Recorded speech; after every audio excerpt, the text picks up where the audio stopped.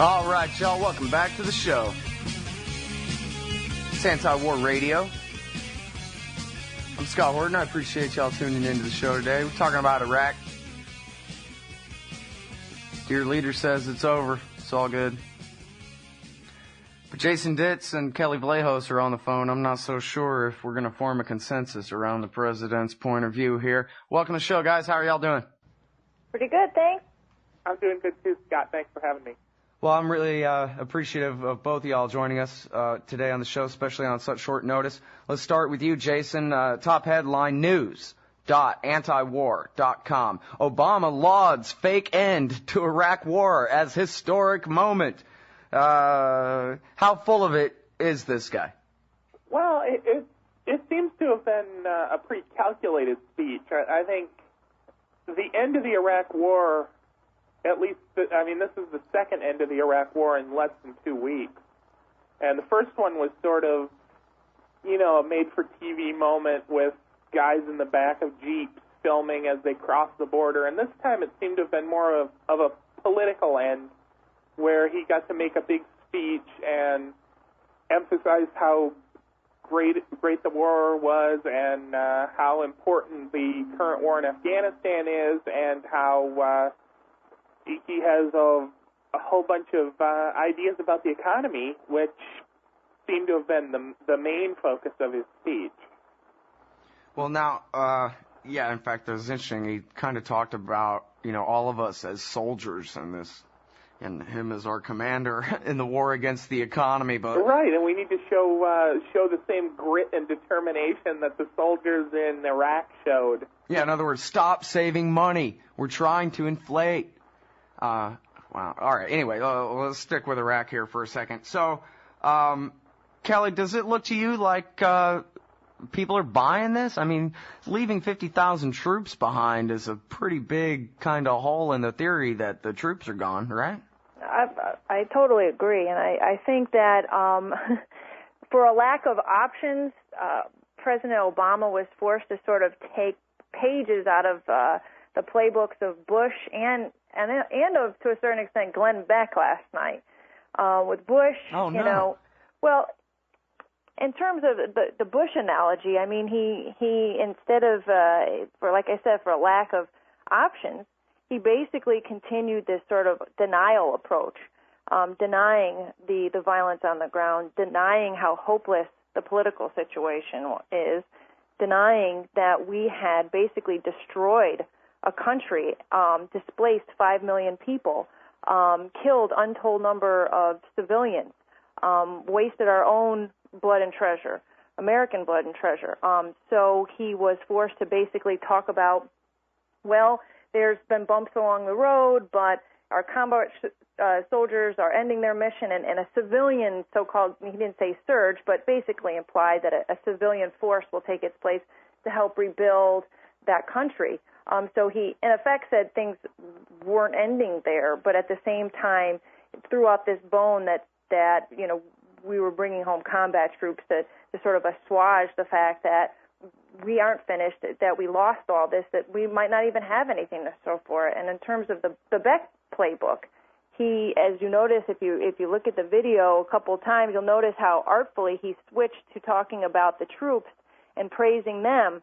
And in many ways, just like Beck did the other day at the rally, he spent an inordinate time talking about the glory of the troops without talking about specific policy solutions, specific remedies. The troops became yet another prop to fill in the gaps of what we all know is a pretty unclear, unfinished mission. So again, the troops are used as props.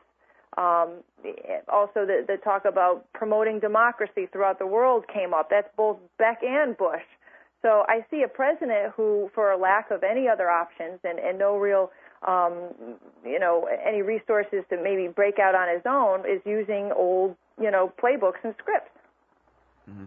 Well, I started out the show by giving credit to my friend Shauna from Chaos Radio and AJ and Ed too, and what a great job we all did in calling out this war all through the year 2002 from the South Austin Chaos Garage.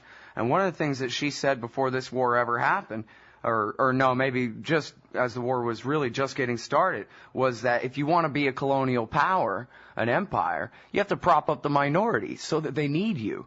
And here in the Iraq War, from the very beginning, we invaded and installed at least the political powers that represent the majority Shia.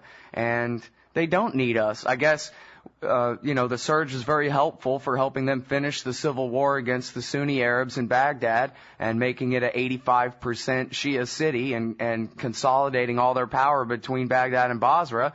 But there's no reason that the Ayatollah Sistani and Muqtada al-Sadr need us to continue to prop them up. We built them an army, and so, whereas Saddam Hussein did need the British and did need the Americans and the Soviets and whoever to help him, they have no reason to keep us around. And she saw that from the very beginning of the war, that all we're going to do here is install the Iranians' friends in power and then get kicked the hell out. And that was now 7 years ago when she was saying that.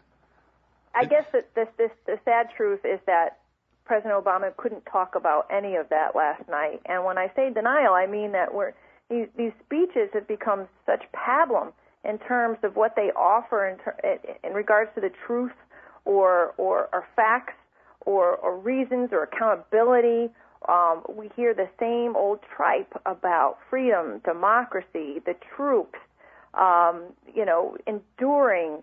It just seems as though that, I can hear like televisions clicking off all over the country, 5 minutes into this thing, because he nor Bush ever offered us or treated the American people like adults, and talked to us about some of these hard truths about what kind of government we're leaving behind, what kind of military and police forces, we're leaving behind, why after billions of dollars do they not have electricity all through the day or have government services or all their children going to school and all these things that we were supposedly doing for the last 8 years. So I think people just tune out. Right, yeah, well, and especially, when you bring up the electricity and stuff there, I want to ask you, Jason, what life is like for the average Iraqi, best you can tell. I know you read every newspaper in the world all day, every day. Are they liberated? Are they thankful like the French when we chased out the Nazis? Well, earlier yesterday I saw a report, I believe it was on CNN, I'm not positive about that. They were talking about the stats that prove that life is much better in Iraq. And they sort of ducked the question of the electricity and ducked the question of, half of the Iraqis don't have clean water. And they focused on, there's a lot more Iraqis that have cell phones now than they had back then. Yeah. They like the cell phone index. Which I would imagine that quite a few more Americans have cell phones now than they did 7 years ago, too, but that doesn't necessarily mean that the economy is any better here.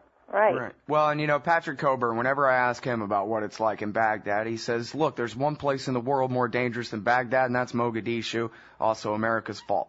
And that's it. The place is, he says, look at the refugees in Jordan and in Syria. There's 2.5 million of them, and none of them are coming home. Why aren't they coming home?